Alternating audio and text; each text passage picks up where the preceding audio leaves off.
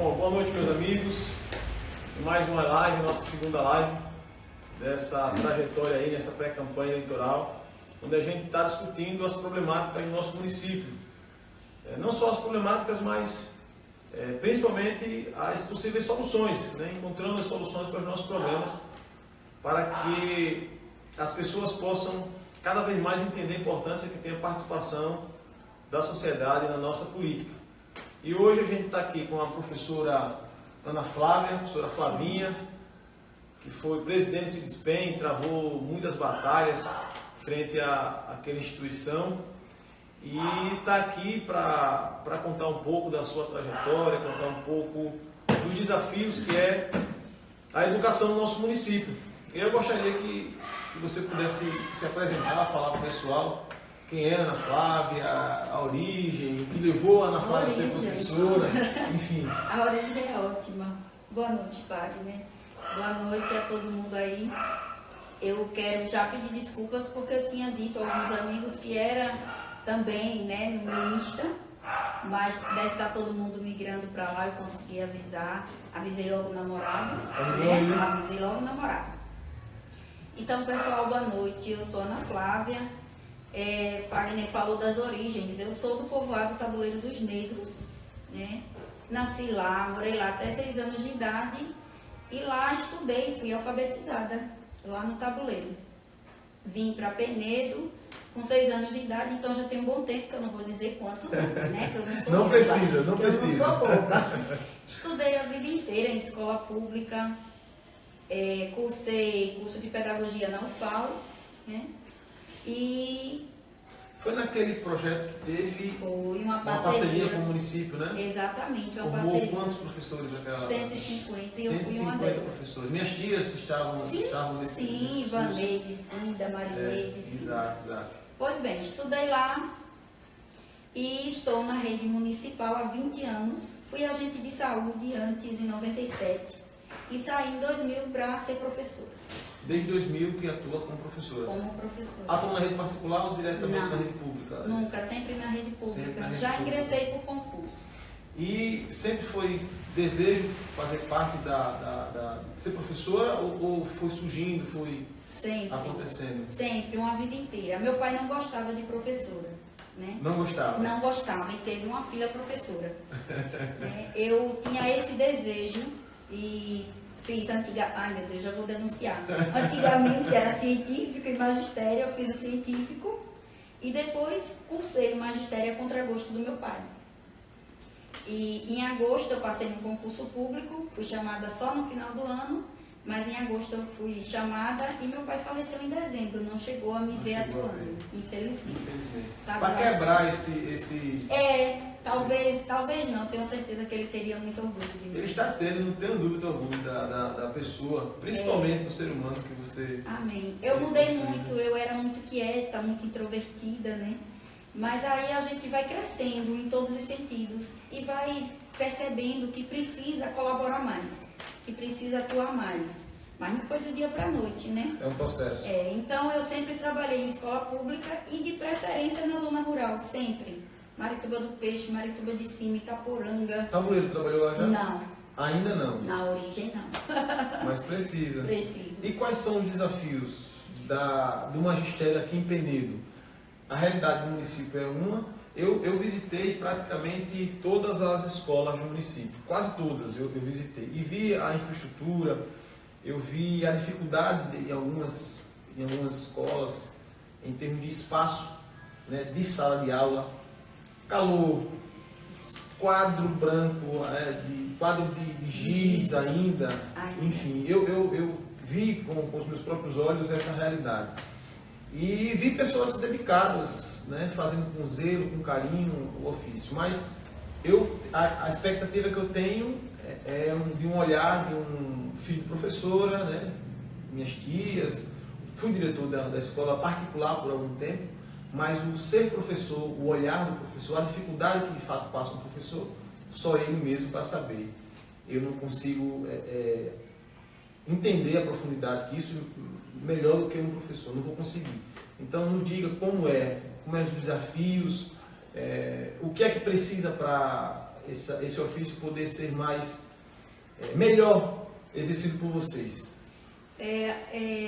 Não é que a gente trabalhe só por amor, né? Seria hipocrisia. Exato. Mas tem muita dedicação, tem muito zelo, tem muito cuidado. E hoje eu conversava justamente com algumas amigas, elas devem estar acompanhando, quero deixar um abraço, não posso dizer o nome porque são muitas. São professores, são muitas, né? E hoje eu conversava com elas e dizia o seguinte, se alguém, justamente isso, se alguém me perguntasse qual seria o desafio, o que é que eu diria? E foi unânime. Elas pensam como eu, óbvio, nós somos professores nessa rede, né? Ser professor, Fagner, é um desafio por si só. E ser professor em Penedo é um pouquinho a mais.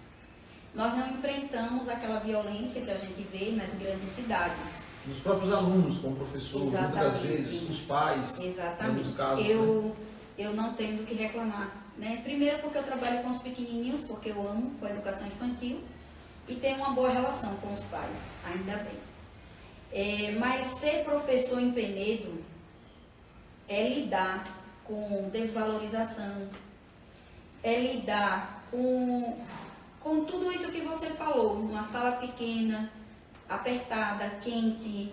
Eu já trabalhei em sala esburacada, onde os meninos pequenos não podiam sequer brincar no chão, porque machucava o joelho. E isso você sabe que tem e muito ainda em Penedo. Eu penso que ainda vai levar um bom tempo para isso ser corrigido, porque é um acúmulo, né? A gente vem acumulando esse dano, por assim dizer. Mas a desvalorização, e eu diria mais, parece que a gente é subestimado. Por exemplo, aqui em Penedo, a gente lida com, eu sei que eu tenho direito a isso, mas eu não recebo. Eu sei que eu posso, só tem, tipo, como a gente sempre diz, isso é lei. Olha, Flávia, você não pode fazer isso porque é lei. Mas outras coisas que são lei também eu não tenho direito. Você tem direito a isso por lei, mas você não recebe. A gente tem até reconhecimento. Nós temos uma lei de 2003 que sugeria premiar professores por seu destaque na Câmara. Nós temos uma lei de 2010 que fala da valorização do professor, na semana da valorização do professor. Tenho certeza que minhas colegas nunca viram isso, mas existe. Tem uma legislação no município que prevê essa semana de valorização do professor. Em 2010 a lei. Isso. 2010. Isso. Lembra o autor da lei? Não, mas eu tenho o número, tudo. Tem outras leis na Câmara que falam de educação e que não são seguidas também. Isso eu tenho conhecimento. Muitas. A exemplo da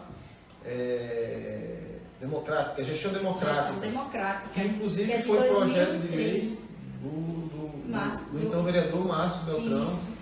que enquanto legislador propôs, e tem legislação federal que preza pela gestão democrática. A gestão democrática, nos moldes como estava aquela lei, até porque era 2003, eu penso que ela não serve, né? Precisa ser discutida, principalmente com a categoria. É importante ter uma gestão democrática, mas uma gestão democrática que seja além de eleição. Quando as pessoas pensam em gestão democrática, já pensam em eleição. Não, poderia ser um processo seletivo, poderia ser um critério já pré-estabelecido e as pessoas se candidatariam, não sei. Mas a gente precisa dar oportunidades, permitir que essas outras professoras... Democratizar, de fato. Pronto, gestão democrática. O acesso. Até porque tem uma escola, Helene Carvalho, sim, hoje muito bem administrada, muito bem conduzida pela professora que está lá à frente daquela escola. Mas que há um tempo atrás ela vinha sendo mal gerida. Essa é a realidade, alunos saindo, e chegou ao ponto de se pensar em nuclear aquela... Eu fui lá, enquanto presidente do Sindispen, os pais me chamaram e eu participei de uma reunião e a gente conseguiu salvar. Não fui eu, foi a comunidade que teve coragem e foi a Câmara também que contribuiu. Na verdade, ninguém consegue resolver nada sozinho, né? A gente tem que entender isso, e a participação da população é fundamental para que isso aconteça, né? Se a gente se incomodar e simplesmente se calar, a gente não consegue transformar a realidade que está posta na nossa sociedade. E a Escola Helene de Carvalho, ela é um exemplo, né, da mudança de gestão, né, de uma professora que passou a olhar com outros olhos, administrar de uma forma mais técnica, e aí não nuclear a escola, porque ela estava dentro da nucleação, né? Então, a mudança também da diretora fez com que isso pudesse se tornar realidade. Tem escolas no nosso município que acabaram com a vice-diretora, né? Hoje só tem a diretora, tem o pessoal da coordenação, que não é coordenação, nome técnico que estão chamando. É apoio, né? Enfim. E isso sem conversar com a categoria, para poder discutir melhor, para saber exatamente qual a melhor forma de encaixar. Né? A forma de administrativa do município, ela aconteceu sem esse debate, sem essa discussão com quem oferta o serviço, não só na educação, mas os fiscais de postura. Tem uma turma que foi colocada nos serviços públicos, onde totalmente desencaixado do seu eixo.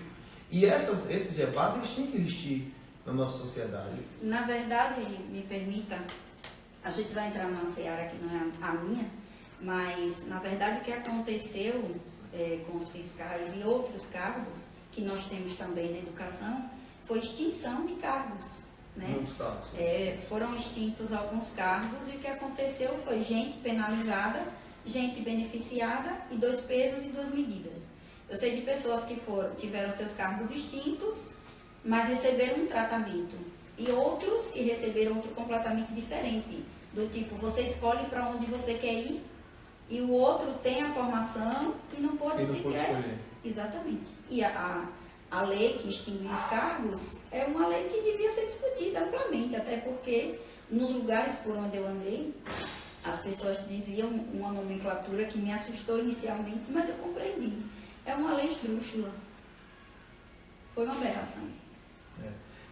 Infelizmente, quando chega na Câmara, acontece a politização das questões e a gente passa a não discutir o mérito. Então, somente a guerra política. Tentam jogar política no contexto, na realidade. Não é porque é política, só está dizendo isso porque é política. E a gente tem que começar a superar esse tipo de debate. Vamos voltar para a educação, que é lá que eu gosto de ficar. É o ponto que nos motivou. Mas me conte mais sobre a questão da condições de trabalho dos professores, porque tem uma escola lá na Vila Primavera. O calor lá é insuportável, né? Eu venho... Dom Constantino. Dom Constantino, exatamente. E lá não tem quadra ainda? É um armazém. Pronto. Nós temos muitos armazéns no município. Nós temos escolas no formato de caixa de papelão. Na Itaporanga nós temos uma também. Eu trabalhei lá. Nós temos janelas, é bem arejada, mas precisamos fechar tudo porque fica na rodovia e as crianças correm perigo. Mas é um modelo de presídio, não é um modelo de escola, não é?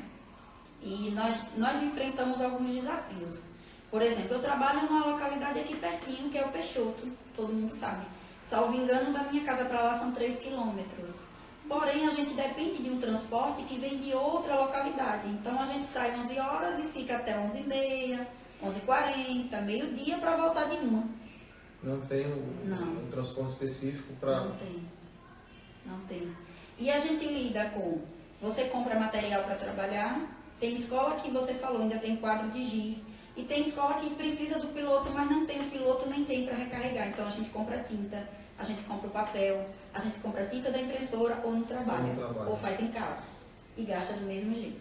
Então, não existe professor que não gasta, que não investe na sua aula, no seu dia a dia, porque além de se envolver com a necessidade das crianças, um caderno, um lápis, esse ano eles receberam material escolar, esse ano. É bom que se diga que foi muito tempo para poder chegar nesse ponto, né? Eu venho dizendo na Câmara que não foi uma organização político-administrativa que proporcionou isso. Foi tão somente um recurso que veio, né, em virtude da ação judicial, em virtude de muitos anos de falta de reconhecimento salarial para o professor, porque se esse dinheiro tivesse vindo à época e tivesse implementado no salário dos professores, não teria essa distorção que se tem ao longo dos anos. E como é que a gente percebe? O Fundef e o Fundeb ele é dividido em 60% e 40%, né? Onde o mínimo para ser gasto com a remuneração do professor é 60%, mas você pode até gastar 100% desse recurso com o professor, com o pagamento do salário do professor.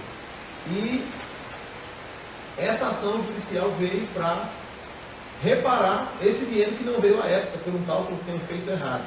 E como é se já exige essa divisão de 60%, por que não, meu Deus, as pessoas desse país não entenderem, nos tribunais, que há algumas decisões contrárias, que esse dinheiro seja entregue a quem vem há tantos anos mal remunerado? Wagner, para pessoas inteligentes, eu preciso dizer esse termo. Para as pessoas inteligentes não tem outra explicação, ou até a gente nem precisa gastar saliva. Por quê? Se o recurso já era dividido entre 60 e 40, 60 para professores e ele deixou de vir, nós deixamos de receber. Numa das audiências públicas que o JHC esteve aqui, eu mostrei, nós recebíamos um salário mínimo.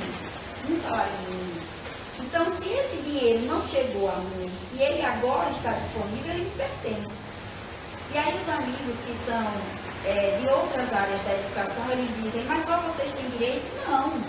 Agora mesmo, nessa luta que está, já aprovou na Câmara, vai para o Senado.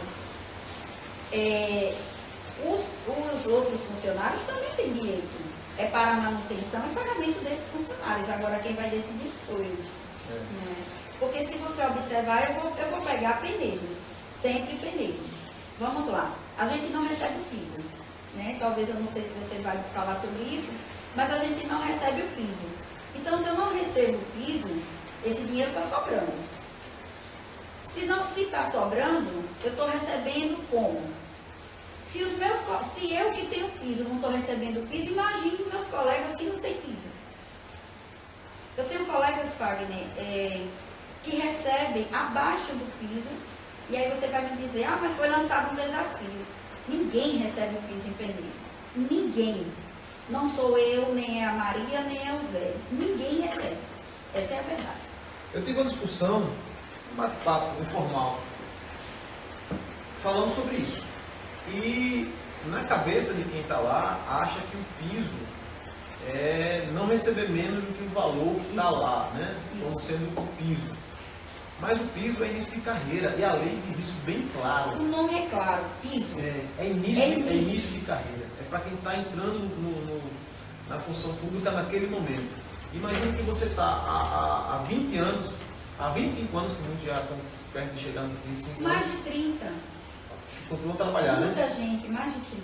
E aí está recebendo piso, mas como assim? Isso. Se era para ser início de carreira. Olha, o piso, aqui, ninguém recebe o piso. Outro dia foi lançado um desafio numa rádio, eu não estava acompanhando, é claro que eu não ia me prestar o papel de ir lá. E foi desafiado que levássemos o contra-cheque, não é? É porque justamente a leitura que se faz é essa. O piso para esse ano, para 40 horas, é 2.886. Nós temos 25. Então, o piso é 1.801. 1.801. Nós temos colegas que com 30 anos recebem 1.880 e alguma coisa, 1.900 e alguma coisa. Eu fiz uma conta em casa ontem. Bastante curiosa. No ano passado, eu recebi, já esse ano, R$ 6.684 de rateio. Não é? O que é que acontece? Eu fiz esse cálculo. Eu apliquei o piso na nossa tabela, e me permita dizer que é uma tabela ridícula, e eu vou já lhe explicar por quê. Eu fiz esse cálculo, eu apliquei o piso real, o piso na minha tabela. Se eu tivesse recebido o piso, eu teria recebido ele inteirinho, e do valor do rateio, dos 6.684 que eu recebi, ele iria gastar, ele, a gestão, iria me pagar 4.445 com piso, Fábio e amigos. Tá, mas Flávia, você ia receber 1.000 e alguma coisa de rateio. Rateio é sobra. Rateio é sobra. Então, a prefeitura tem condição de pagar o piso. Se ele me pagou 6.000 e ele só me devia, entre aspas, bem grande, só me devia 4.445 e eu somei. a parte patronal da previdência própria da prefeitura. Eu estou contando com tudo e estou contando com 13º. 13 folhas, mais a parte patronal da previdência própria, e ele só me pagaria R$ 4.445. Até porque o cálculo que é feito para se enviar o recurso para o município é com base na quantidade de aluno, Exatamente. o valor aluno, ano, né? E estão até alterando isso, né? Com a aprovação agora do novo Fundeb, eles estão alterando e deve ficar bem mais redistributivo. Pelo menos eu vi assim... Se bem aplicado. Se bem aplicado. Que aí é o grande problema. Eu, sinceramente, não acho que seja falta de dinheiro, sabe, professora? Não é falta de dinheiro. É falta de gestão mesmo. É falta de pessoas que queiram, de fato, administrar o recurso. É incompetência, é ingerência e é má vontade. Tudo junto. Tudo junto. É má vontade também. É má vontade. Tem gente que prefere o discurso de eu paguei o maior rateio da história. Sim. E no meu contra-cheque? E na minha contribuição previdenciária? Como é que está isso? Mas qual o mérito em pagar rateio? Pelo amor de Deus, Virou propaganda eleitoreira. Óbvio. Porque não, o dinheiro vem, independente de qualquer coisa, dele vai vir. E se você não colocar no salário, você é obrigado a ratear como professor. É obrigado, não é um favor que é feito para vocês. É obrigado a ser pago.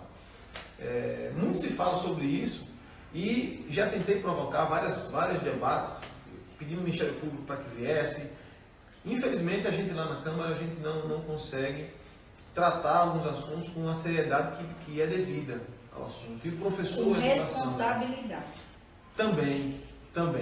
Porque jogam toda a problemática na política. Claro. Porque é fácil. Olha, estão vindo aqui é porque o pessoal do grupo tal que vai estar... Olha, vai ser candidata, ela vai ser candidata, ela está aqui nessa discussão porque ela quer ser candidata a vereadora. Eu ouvi muito falar isso, principalmente na gestão em relação à Previdência.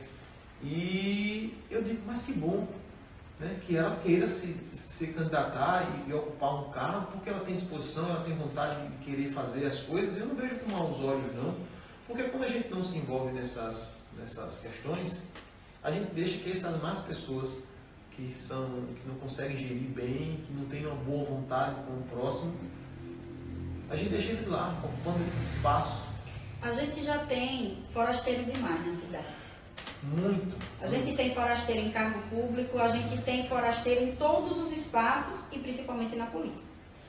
Então, quando a gente deixa o lugar vazio, o outro vem tomar conta. Quando eu não posso decidir, por exemplo, nós temos diretora que não é do quadro, nós temos coordenadores que não são do quadro, nós temos trabalhadores de alguns setores da prefeitura que não são nem de peneiro, né?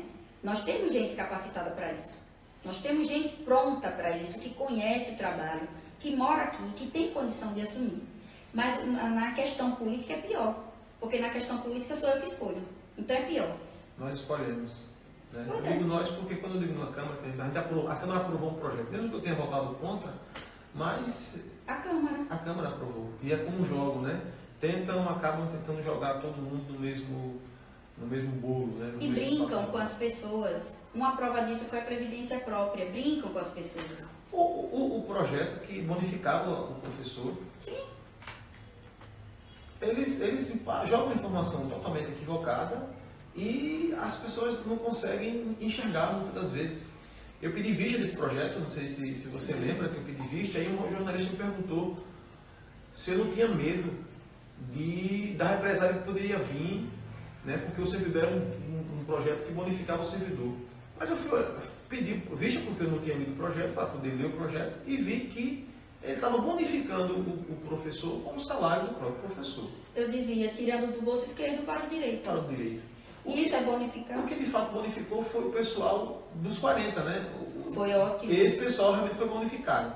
E eu tentei tirar, não é a vontade do gestor bonificar esse servidor, então vamos tirar do bolso da prefeitura e não do dinheiro que já é do professor. Porque aí não é justo. Porque ele vai receber ele de todo jeito, já é dele. Ou seja, o professor se bonificou. Isso. E com detalhe, tem muita creche o professor naquele projeto, o professor que trabalhava nas creches, ele não ia ter direito a nem concorrer a essa bonificação. Porque era avaliação. Então, o dinheiro que poderia ter ido para o rateio dele, né, a ser acrescentado, não foi para ser bonificado alguns professores, boa parte do professor foi bonificado naquela época, mas eles jogam, eles não passam a informação, a Câmara ficou lotada, eu digo, não, é bom que as pessoas possam ir mesmo, para que eu possa falar e dizer o que está acontecendo. E aí é com previdência, é com reforma administrativa, com todos os projetos que chegam lá na Câmara, eles têm esse viés. Mas me fale especificamente sobre o PCC. Você falou que era bem complicado, que você poderia explicar melhor. O PCC, então fale melhor especificamente do PCC. Ele é amparado pela Lei 1088. Né? Estamos se fazendo estudo para que mande PCCs para a Câmara, né? Para todos os servidores. Um pacote. Né? Vamos aguardar para ver como é que ele vai chegar. Eu vou falar sobre o PCC, que eu acho ridículo, mas eu vou falar dessa história desses pacotes logo em seguida. O PCC ele é amparado pela Lei 1088 de 98. Né?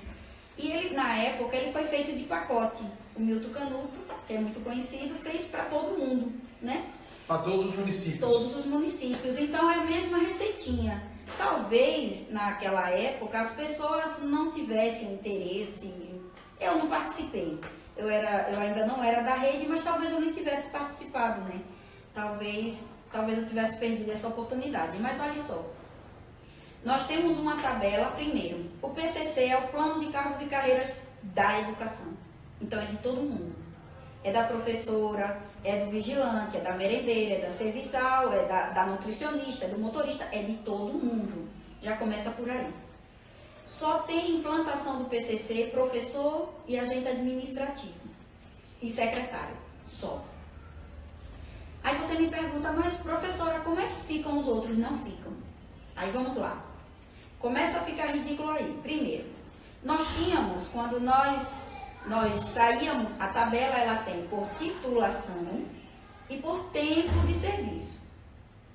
Então, quando eu saio do magistério, vou para a graduação, aumenta, vou para a pós-graduação, aumenta, e, consequentemente, por tempo de serviço a cada 2 anos. Ocorre que, quando nós saíamos do magistério para a graduação, nós recebíamos 28,5%. Logo, quando o PIS é aplicado nesse magistério, que vai para a graduação, que chega na pós-graduação, é considerável o valor. Aí o que acontece? Em 2013, esse percentual foi tirado e ficou 3%. Nós saímos de 28,5% para 3%. 3%. Em 2013. Foi o único ano que o prefeito pagou o PIS. A esse preço altíssimo. Jogando para baixo. Isso. E nós sofremos até hoje, porque 23,5% ninguém vai conseguir mais recuperar. Quando eu saio daqui do magistério para a graduação, é 3%. Se eu fizer a pós-graduação, é 5%. 5% só. Eu tenho um amigo que todo mundo conhece, eu só não, todo mundo conhece, o professor Genival. Ele é pós-doutor. Eu nem vou dizer o salário dele, se você olhar na tabela, você vai chorar, faz vergonha. Ele não está aqui, está licenciado. É uma pessoa que eu tenho profunda admiração, muito respeito, mas não está na rede, não vale a pena. A gente faz pós-graduação, faz 2, faz 3, só vale uma para acréscimo. Mas a gente só recebe uma de 5%. Você precisa trabalhar o ano todinho e não paga o curso que fez, com o percentual que você passou a receber. Agora nós vamos para os demais. Os demais ainda é pior. Por quê? Eles não mudam. Eu tenho amigas que fizeram graduação e pós-graduação, que são serviçais. Elas recebem o mesmo salário. E é pior, eles não recebem tempo de serviço. Mas, professora, ele não recebe quinquênio, não. Quando eles vão requerer, a procuradoria e outros setores dizem, não, você tem PCC. Aí quando você vai para o PCC, não, mas o PCC não está implantado para você. Então, nem tempo de serviço. Você imagine essas pessoas que se aposentaram agora com um salário mínimo, sem o tempo de serviço. São os únicos trabalhadores da prefeitura de Penedo que não recebem adicional por tempo de serviço. São os profissionais de educação. Então, as minhas amigas que fizeram pós-graduação, que são serviçais, fizeram porque quiseram, porque queriam estudar, porque quiseram se aperfeiçoar, mas não pelo salário. O servidor do município, ele, ao longo dos anos, ele não tem tido reconhecimento devido, né? E eu ouço algumas justificativas, sabe, nos bastidores ali, justificam, não, porque tem muito servidor preguiçoso. E aí, imagine, você é um profissional capacitado, um profissional dedicado, esforçado no seu trabalho, aí porque tem uma meia dúzia que sempre tem. Em todo lugar. Em todo lugar tem, não só no setor público, no setor privado, em todas as esferas, em todos os segmentos tem. E aí você quer prejudicar a grande maioria. Isso não é. Uma justificar. Não, porque quem toca o município são os contratados, porque trabalham realmente, porque senão tem o risco de sair. Eu escuto muito isso, sabe professora? E infelizmente a política como é posta no nosso município especificamente nos torna refém. Na verdade, os contratados, eu vou citar somente os que fizeram processo seletivo. Eles são escravizados, é diferente. Eles não são pessoas que se dedicam, que se doam, mas eles são escravizados. Eu sou professora, eu tenho redução de 1/3 da minha jornada, ou seja, um dia por semana eu tenho folga, que é o que a gente chama de departamento, hora atividade, como queira. E as minhas colegas do processo seletivo não têm. As minhas colegas do processo seletivo algumas pensavam que recebiam o piso. Flávia, eu recebo o piso, porque eu recebo 50% do piso, que é 2.886, eu recebo 1.443. Ocorre que elas trabalham 25 horas. Então, elas teriam que trabalhar 1.801, se fosse o caso. E elas não recebem. Se a gente, porventura, deflagra uma greve, elas são obrigadas a ficar. Se é um dia que a gente paralisou, elas são obrigadas a ficar, elas são escravizadas, é diferente. Então, ninguém me venha com esse discurso de que, não, mas o profissional contratado é diferente, ele é escravizado. E não só na educação, né?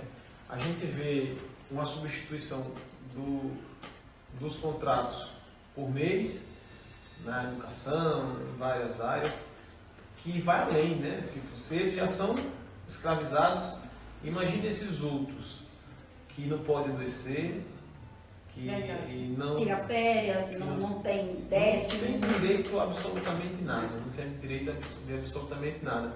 E eu me pergunto se é isso mesmo que o poder público, se o objetivo do poder público realmente é esse, né? E para onde está indo esse dinheiro? Para onde está indo o dinheiro da previdência própria, de que ia ser economizado com a previdência própria? Para onde está indo o dinheiro de tantos contratos que deixaram de ser contratos e passaram a ser MEI, e a gente não vê absolutamente nada. Eu acompanhei a ida lá do pessoal que representa o Instituto e a sua fala me representou, porque era uma angústia que eu tinha antes. Se o profissional que trabalha com um salário mínimo, né, à época foi dito que ele teria um reajuste para equiparar e ficar, entre aspas, um termo chulo, um pelo outro. Não ter perda. Né? Então, o que aconteceu com o profissional que recebe um salário mínimo? Perdeu. Ele recebe um salário mínimo, descontava 8, passou a descontar 11, em breve vai descontar 14, e quando ele se aposentar vai ser aquele salário. Vai ser aquele salário. Então, quem ganhou foi a prefeitura. E é aproximadamente, acho que 70% dos servidores do município. Exatamente. É nessa condição. Quem não era, ficou. Nós temos os agentes administrativos que recebiam um salário mínimo e meio, agora eles recebem 1. Nós temos 9 anos, 9, sem reajuste. Eu tentei implementar na IDO desse ano um dispositivo que garante o que está na Constituição, que é a revisão geral anual dos servidores públicos. E esse dispositivo ele foi rejeitado pela bancada do governo. Né? Infelizmente eles não entenderam, e olha que ele não obrigava, mas ele permitia que ele o fizesse se tivesse viabilidade financeira de fazer. E aí eu não entendo muito bem a cabeça, né, de quem vota contra, até servidores que estão lá, servidores votaram de carreira. Votaram contra. Eu fiquei sem entender. Como é que vota contra a perspectiva de um direito que está na Constituição para um servidor? Eu mesmo tirar esse direito de mim é de se espantar. Vou lhe fazer uma pergunta, a gente até passou desse assunto, mas que é com relação às condições de trabalho do professor. Hoje, na pandemia, né? Como é? Porque o salário não permite fazer muita coisa. E tendo que ter tecnologia, tendo que ter... Como é que está sendo isso? Está sendo um martírio. Eu tenho conversado, nós temos alguns grupos, não é, de professores, e nós temos observado que depende muito de qual turma esse professor trabalha. Por exemplo, eu trabalho com educação infantil.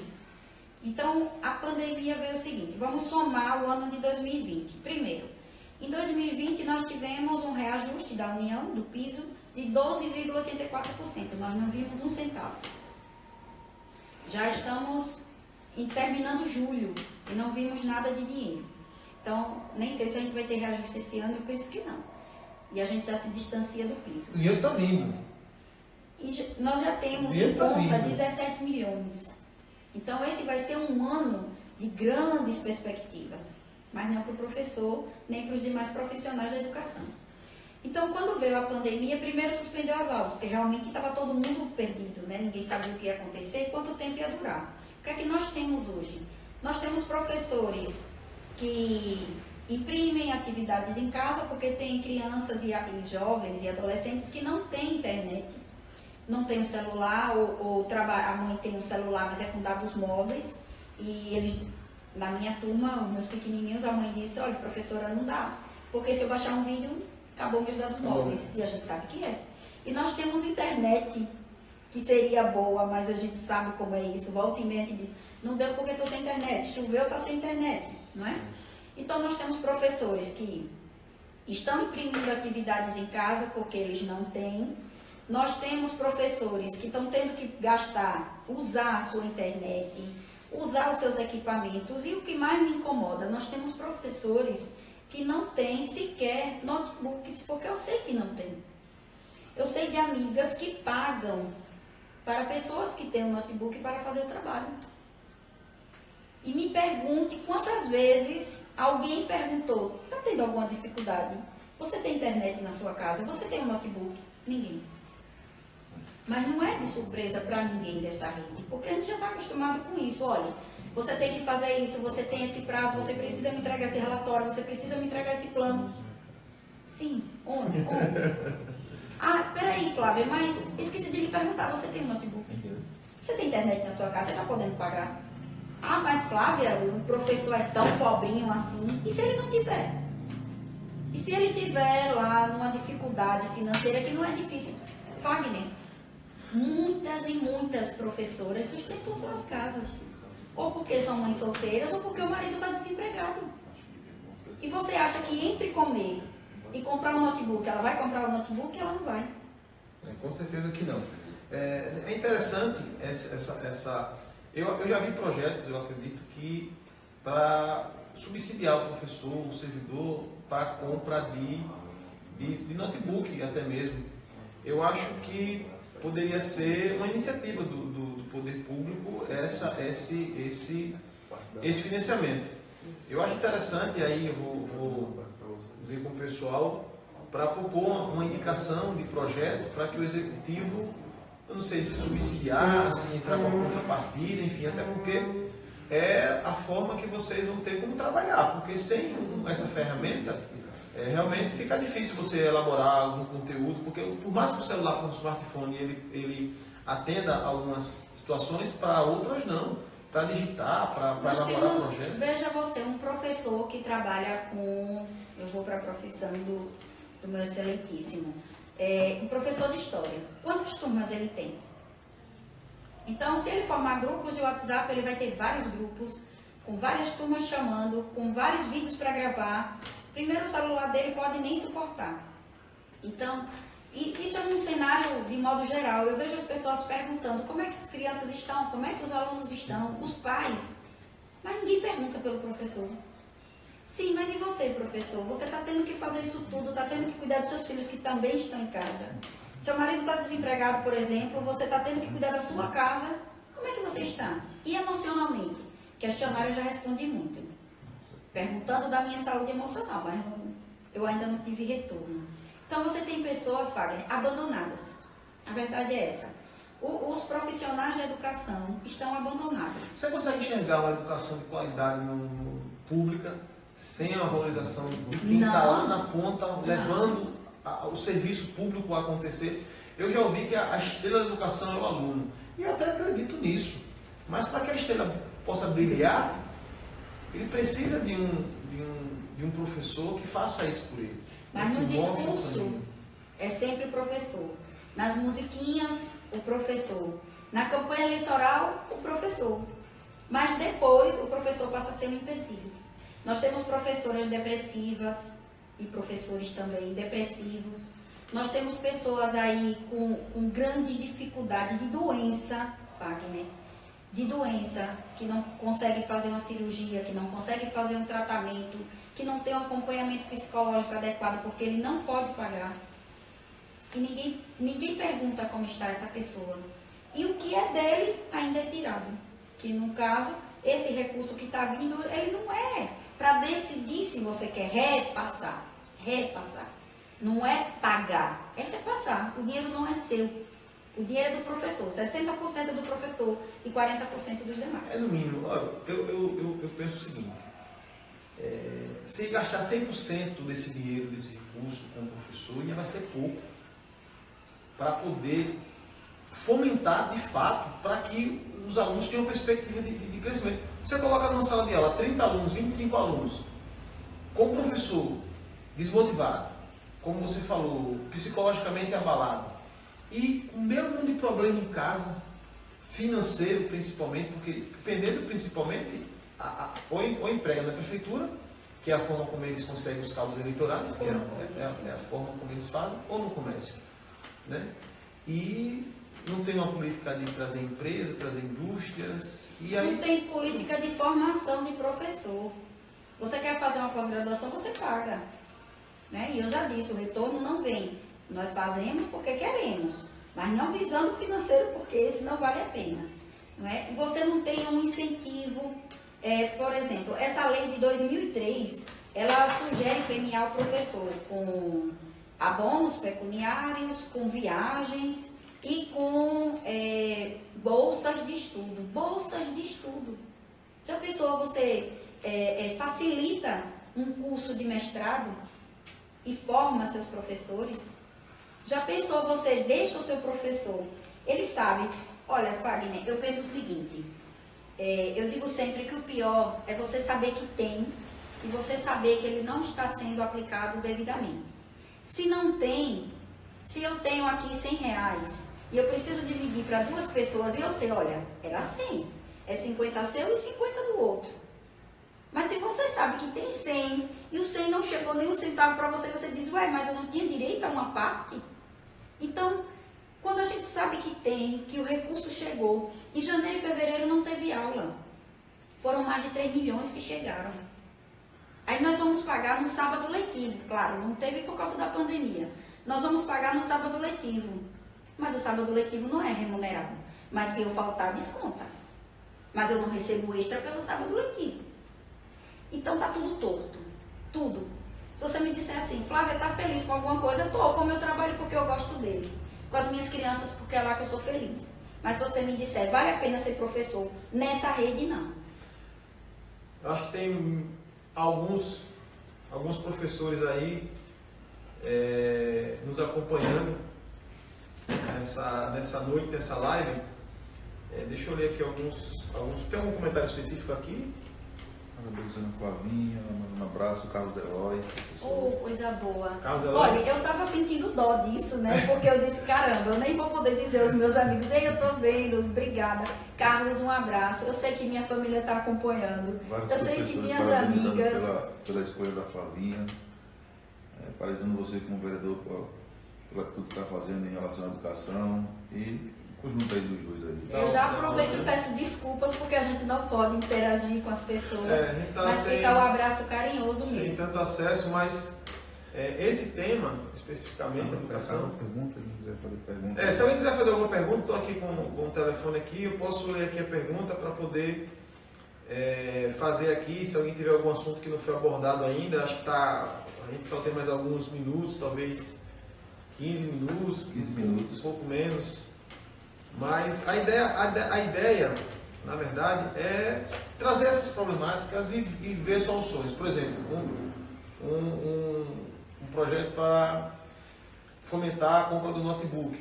Vamos implementar isso lá na Câmara já na quinta-feira, para ver se a gente consegue que o município abra um crédito especial para a compra desse notebook e, de alguma forma, repassar para o professor, enfim, parcelas, suavíssimas parcelas, se for o caso, uma metade, enfim. A gente vai ver juridicamente qual é o melhor caminho para solicitar do município essa solução. Nós vimos formações com recurso dos precatórios do Fundef que nós não recebemos. Então, já que vai usar os precatórios do Fundef, pelo menos dos 40, que use, pergunte, né? Onde vai ser útil, onde você precisa. Algumas pessoas que estão assistindo podem dizer assim, que coisa mais tola, um notebook. Pergunta para quem não tem. Pergunta para o professor, nesse tempo de pandemia que não tem, como é que está sendo? Eu tenho uma amiga que eu falei isso com ela e ela disse assim, eu estou no sufoco aqui porque eu não estou com notebook. Outro dia nós fizemos um grupo de pesquisa, foi um notebook para 3. Aquilo me doeu, Fagner. É ridículo, eu vou dizer esse termo de novo, é ridículo.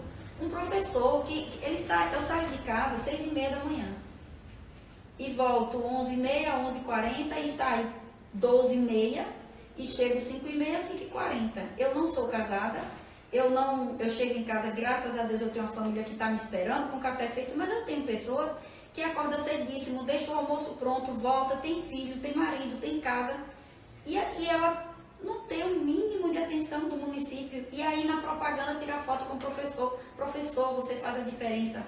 Por favor, agora também, deixa eu falar com as minhas colegas professoras, com os meus colegas professores, pelo amor de Deus, votem direito. Isso é culpa nossa. Uma vez lá na Previdência, eu disse assim, eu saí, uma amiga que me lembrou, eu saí e disse assim, olha, lá dentro tem alguns homens e tem alguns covardes. Eu votei no homem. Eu quero saber se vocês têm coragem de olhar na cara de quem vocês votaram. Então, eu não quero dizer, vote nesse, vote naquele, escolha esse. Pelo amor de Deus, vote certo. Escolha alguém que de fato lhe represente e que você possa olhar para ele, no olho dele e dizer, cara, eu votei em você. Eu confiei em você. A gente está precisando de pessoas sérias. Eu não estou fazendo propaganda para ninguém, mas a gente precisa, desculpa o termo, a gente precisa tomar vergonha. A gente vai passar essa vida inteira. Nós somos formadores de opinião. Nós fomos humilhados na previdência própria, nós fomos tratados como os marginais. 13 viaturas tinha lá na Câmara. Aquilo me marcou profundamente. Eu disse, caramba, eu não sabia que tinha tanta viatura em Penedo. 13 viaturas, se você me disser, mas Flávia, você foi agredida? Não, mas aquilo foi um cenário horrível. A porta fechada, uma coisa que estava decidindo o meu futuro e eu não podia entrar. Como assim? Nós não éramos e não somos vândalos. Você lembra que nós entrou uma multidão, ninguém quebrou nada, ninguém agrediu ninguém. E a gente foi tratado daquele jeito. Se lembrem disso. Está chegando a campanha mais uma vez e vai ter gente com tapinha nas costas, ele oferecendo um cargo de direção. Pelo amor de Deus, se respeitem, porque se você tem um cargo de direção, mas você tem um salário decente, que bom. Mas se você tem um cargo de direção com um salário ridículo, que péssimo. E o preço que se paga por ser subserviente. Você tem que calar, Fagner, você tem que bater palminha quando o cara tá... Teve gente que me elogiava, parabéns, baixinho. Com vergonha, com medo, aliás, com medo. Exato. Com medo de dizer, pô, você me representou, parabéns, sim, bacana, sim. Você fez. E assim, eu votei contrário no segundo momento, que eu cheguei a votar a favor no primeiro e não tenho nenhuma vergonha disso, não tenho. Porque eu nunca fui a favor. E todo mundo que estava próximo do processo viu isso, que eu nunca fui a favor. E acabei voltando por circunstâncias do momento, de grupo. Eu sou de grupo, eu não sou individualista. Eu acho que as pessoas têm que quanto mais juntos tiverem, melhor fica. E o intuito era de proteção. De proteção na política, eu estava aprendendo a ser político, eu nunca fui político. E me colocaram naquela condição. Quando eu tomei PEC, tipo, ó, querem que passe, mas você é que tem que pagar o preço por votar. Bolo expiatório. Eu digo, rapaz, mas por que não vai todo mundo, já que tem que pagar o preço, pagar todo mundo esse preço? Mesmo sendo contra, mas vamos lá. Tem um fato que eu gosto de dizer, que eu saí pela frente quando eu votei a favor. Eu fui o único que saí pela frente. Porque eu sabia que, assim, ó, eu sou saudável com vocês, mas nesse contexto não tem muito o que fazer. E dizia aqui para quem vinha aqui em casa que não estava na minha mão. E que se tivesse na minha mão, não passava. E quando eu disse que não passava, se tivesse na minha mão, não passaria. Não passaria porque não era o meu futuro, não. Era o futuro de mil e tantas pessoas. E como é que eu ia poder... Famílias. E eu não podia... Enfim, olha, é muito sentimento, é muita coisa. Outra longa história. Eu não vou entrar em detalhe, eu não costumo muito falar disso, mas eu não me arrependo de ter votado contra, eu não me arrependo de um momento, mesmo que as pessoas não reconheçam, porque político vive de voto. É o que muita gente não para para pensar. E você é que vai dizer o que é que ele precisa fazer para você votar nele. Se é trabalho, se é representatividade, ou se é dinheiro. Ou se é um cargo comissionado, uma função gratificada, ou uma ilusão, uma promessa, que é o que a gente vê as pessoas, infelizmente, sucumbindo a esse sistema. Porque muitos falam que a política é corrupta, é suja, mas ninguém que está naquela Câmara, ninguém se colocou lá sozinho. Ele precisou de votos. E é o que faz a diferença. Não dá para você dizer que não gosta de política, porque a gente precisa dela. Né? O nosso dia a dia está diretamente ligado a ela. Então a gente sabe disso quando foi no momento daquele que eu tive que procurar o vereador. Então por que eu procurei? Se eu não gosto de política, se eu acho que política não é importante. Então eu volto a falar sobre isso. Pensem bem, votem com responsabilidade. É a nossa cidade. Né? Já está tão maltratada. E vai ter gente mudando o discurso. Né? Vai ter gente aí, a gente sabe de pessoas que foi contra, veementemente contra, e depois foi muito a favor e defendeu e disse que era bom o projeto, e que provavelmente agora na campanha eleitoral vai dizer que não, que ele nunca foi a favor. Então pesem, pensem, é uma responsabilidade, é o filho de vocês, é o vizinho de vocês, nós estamos ligados numa teia. É a nossa cidade. É a nossa cidade, é a nossa saúde, é a nossa educação, é o nosso trabalho, é a nossa rua, o lazer. Então, pelo amor de Deus, vamos ter mais responsabilidade. 7 minutos para terminar, né? Aqui o Zé Cláudio perguntou se os precatórios não serão pagos aos professores. Tem um projeto tramitando, né? Tem um projeto tramitando, foi aprovado na Câmara e foi para o Senado, mas ainda precisa de aprovação no Senado, precisa de sanção, da sanção do presidente, para poder meio que dar uma legalidade, que muitos falam que não tem legalidade no rateio. A gente sabe que não sendo contra a lei, evidentemente eu sou extremamente legalista, mas há sim a forma de pagar, porque muita gente, muita prefeitura já pagou aos professores, né? Então, vou deixar que você responda se de fato vai ser pago ou não, se já tem alguma possibilidade. Eu acredito que a gente já deu um passo largo, né? Eu digo sempre para as minhas colegas, nós recebemos um fôlego novo com essa PEC. Então, eu tô confiante, mas tem um detalhe para algumas pessoas que me perguntam. O nosso sindicato, ele bloqueou esse recurso dos 60, né? Mas foi desbloqueado, a prefeitura recorreu e está desbloqueado. Eu sou do Conselho Municipal do Fundeb, eu solicitei uma reunião e vou solicitar esses dados. São dados públicos, o que eu puder divulgar, eu vou divulgar. O que eu não puder, óbvio, que vai ser mantido em sigilo. Mas eu vou me certificar, a minha amiga também, Ivaneide, que é a colega lá do Conselho, nós vamos nos certificar dessa situação. Mas já digo para as pessoas, chegou uma luz no fim do túnel e novamente, via política. É o que dá o destino. Que foi o deputado JHC e eu não tenho dúvida do voto do nosso senador Rodrigo Cunha. Ele já até estimou publicamente a forma como ele vai votar, né? nesse projeto. Estão perguntando aqui da pré-candidata vereadora. Essas perguntas me perseguem. Quando eu vinha para cá, eu vinha dizendo, eu prometi à minha mãe que eu ia ficar quietinha e estou quebrando uma promessa. Olha, na verdade, eu me filiei ao PSDB. É um partido que eu sempre tive muita simpatia, né? Eu sou 45, a gente está com um grupo muito bom, Fagner 45, e nós temos também o nosso pré-candidato, é o Nelsinho, pré-candidato a prefeito, e nós temos uma galera lá muito boa mesmo, Denis, que é o nosso presidente, um abraço para todo mundo. E assim, eu estou filiada, né? O amanhã a Deus pertence, eu estou filiada, ainda não teve registro, por hora eu sou apenas filiada, e todo o grupo. A gente está construindo um grupo bacana, com pensamentos de representatividade, que é o que a política serve. A política serve para representar as pessoas, para que lá não precise se amontoar ninguém lá, porque as pessoas que estão lá vão estar olhando para de fato para a sociedade, para representar a vontade deles, sem que eles precisem nem falar. Amém. Eu quando entrei na política, era para eleger um militar, porque eu acreditava que os militares tinham que estar na política estadual, como deputado, para poder fazer as vezes dos militares. Com certeza a gente não ia precisar ir para a Assembleia para dizer a ele como é que ele teria que votar, como é que ele teria que se posicionar. Por isso que eu entrei na política. Para apoiar, e apoiei ele nos 2 mandatos, nas 2 eleições eu apoiei esse candidato. E Penedo precisa eleger um deputado estadual na nossa cidade. Precisa, já passou da Dizem que o Penedo agora tem deputado estadual. Não tem um deputado estadual. Penedo não tem um deputado estadual, mas tem muito potencial para ter. Está precisando que as pessoas se unam em torno dessas ideias de representatividade, para que de fato a gente seja representado, não fique.